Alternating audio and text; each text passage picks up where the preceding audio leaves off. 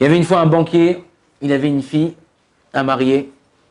Vous connaissez la chanson de Enrico? Ouais, lui, c'était pas. Lui, il avait une fille à marier. Et elle était très difficile. Non, ce mec, il est comme ça. Non, ce mec, il est comme ça. Et tout. On lui a présenté tous les bachourim de la yeshiva de Ron Shaya, mais ça ne marchait pas. Jusqu'au jour où elle a trouvé un khatan. Elle dit, papa, c'est lui que je veux. Et tu veux, il commence à se renseigner sur la famille, tout ça et tout. Blainara, c'était une famille de 12 gosses. Lui, c'était le 8e. Il a dit, bon, d'accord, si tu crois que c'est bien, on va voir. Il rencontre les parents. Il voit qu'ils sont ric-rac. Pas d'argent, tout ça et tout. Il dit, regardez, moi, je suis prêt à payer. J'offre une maison. Je lui offre la voiture. Je paye les meubles à la maison. C'est moi qui paye le mariage sur mon compte. Blainara, il avait de l'argent.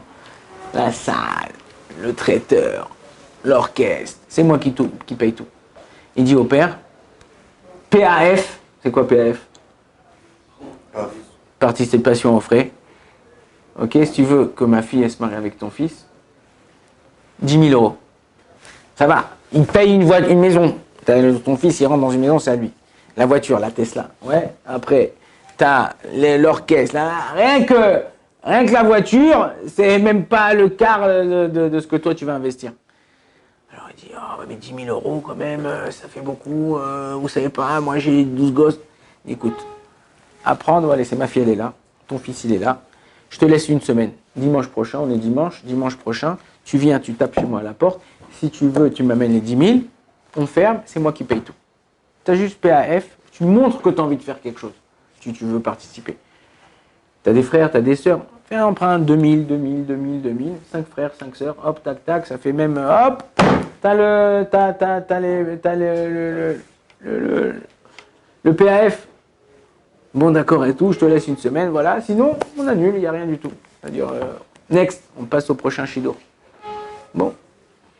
Attends, il passe, tout ça, le père, il attend, la fille, elle dit, papa, alors, dimanche d'après, le père du Khatan, il arrive chez le père d'Akala, tape à la porte. Ah, le père d'Akala, il est comme un fou et tout. Il dit, alors, c'est bon, t'as réussi à avoir les 10 000?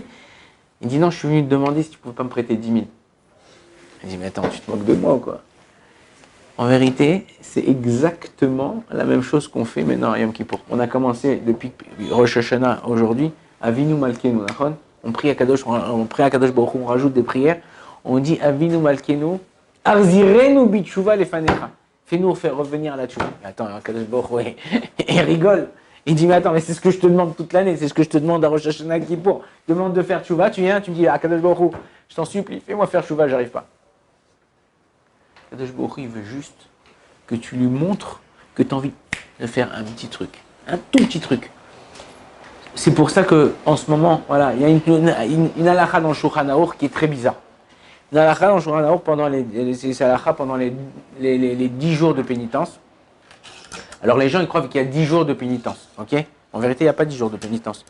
Pourquoi il n'y a pas 10 jours de pénitence? Rosh Hashanah, c'est 2 jours de pénitence. Enfin, Rosh Hashanah, c'est Rosh Hashanah, 2 jours. Ça s'enlève dans les 10 jours de pénitence, donc il te reste 8 jours. Yom Kippour, c'est le 10e, donc il te reste 7 jours. Ok? En vérité, il y a 7 jours où tu fais, il y a Shabbat. Maintenant, ces 7 jours-là, il dit le Shla Kadosh, chaque jour, ça correspond à un jour de l'année. C'est-à-dire aujourd'hui, on est mercredi, c'est le premier jour après Rosh Hashanah déjà.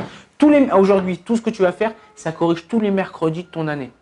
Demain, jeudi, ça corrige tous les jeudis de ton année. Vendredi, pareil, Shabbat, pareil, tous les vendredis de ton année. Il y en a qui disent, le Mishnah Berurah rapporte, pas seulement de ton année, de ta vie. C'est-à-dire que quelqu'un qui fait attention comment il se comporte, comment il peint, comment il est aujourd'hui, il répare tous les mercredis de sa vie. Tout demain, tous les jeudis de sa vie. Alors la halakha qui est bizarre en Shulchan Aruch que je voulais vous dire, vous voulez faire participer, c'est quoi? C'est une halakha qui est folle.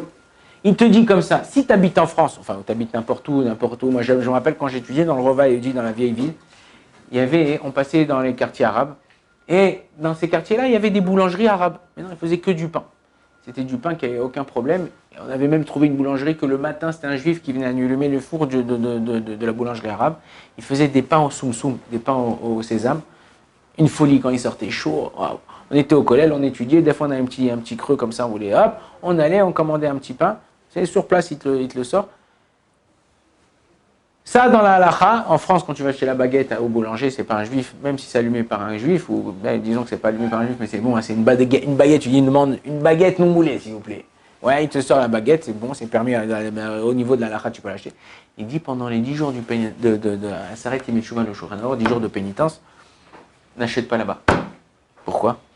Il dit, sois un peu plus marmire. Attends, demain, ça va être Kippour, la semaine prochaine, c'est Kippour, je termine Kippour.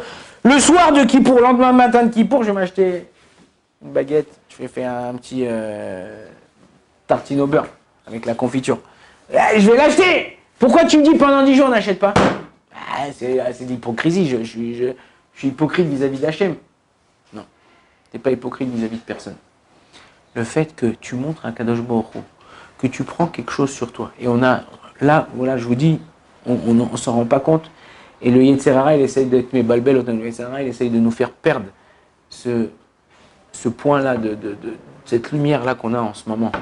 Là, vous avez une aide divine que même si tu as fait la plus grande avira de ta vie, pendant ces jours-là qu'il y a demain, après-demain, Shabbat, Rishon, Akadosh Baruch Hu, il t'aide encore plus que pendant Elul et encore plus que pendant toute l'année. Donc, il y a juste à nous de montrer à Akadosh Baruch Hu qu'on a envie de faire. Et il dit peut-être que toi, tu vas commencer à plus acheter de la baguette. Et bien peut-être qu'après Kippour, tu n'auras plus envie de l'acheter. Donc tu montres à Hachem que tu as envie de faire un petit truc. Montre à Hachem que tu as envie d'avancer, de faire un petit truc, un petit chouïa, un petit machin, pour montrer à Hachem que tu l'aimes, que tu as envie de faire ce truc, c'est difficile, machin. Regardez, Kippour, Rosh Hashanah, on a prié et tout ça. On s'est levé tôt, on a prié, on a essayé de faire Tehillim, on a moins dormi, on a moins fait, machin. Montre à Hachem. Il nous juge, cher ou Sham, comment on est au même moment où on est. Là, cette semaine, c'est vrai que c'est pas une semaine. Dors moins. Prie plus. Sois plus aimable. Souris aux gens. Dis-leur bonjour. Aide les mecs. Montre à Kadosh Baruch Hu que tu veux faire un effort. Quand tu fais un petit effort maintenant, Kadosh Baruch Hu, il te propulse et il te donne que pas seulement maintenant tu vas faire un effort, toute l'année, il sera avec toi. Et si toi, tu dis, bon, ça va aller, vite, allez, vite. Ça termine, purée. Encore un quart d'heure, encore une demi-heure, encore truc. Oh, le jeûne, je suis fatigué, j'en peux plus. Bon, tu sais quoi, je vais dormir toute l'après-midi, comme ça, moi, je sens pas le jeûne et tout, je me lève juste pour Mincha. Même je me lève juste pendant la Kriyat Torah, comme ça. Hop, allez, c'est terminé, on va manger. Non. Montre que tu as envie de faire. Si tu montres à quelqu'un que tu as envie de faire, que tu as envie de progresser, même si tu n'arrives pas. Akadosh Baruch Hu, voilà, ça c'est une phrase qu'il faut retenir toute votre vie. Akadosh Baruch Hu, il ne te juge pas au résultat, il te juge à l'effort que tu as fait pour pouvoir y arriver. Akadosh Baruch Hu, il ne te juge pas au résultat, mais il juge à l'effort. À la fin, on va pas dire, ouais, tu aurais pu étudier 100 pages de Gemara, tu en as fait une. Ouais, mais pour ce mec-là, une page de Gemara, c'était pour lui. Hyper dur, jusqu'à qui comprend. Il a son crayon, il marque les mots au-dessus. Après, quand il revoit, il a avancé de 2 lignes, il a oublié déjà les 2 lignes d'en haut. Il reprend, machin. Pour lui, une page de Gemara, c'est comme s'il a terminé toute la Gemara. Pourquoi? Parce que, malgré que c'était difficile, malgré que c'était un effort, il a fait. Baruch Adonai Leolam. Amen, amen.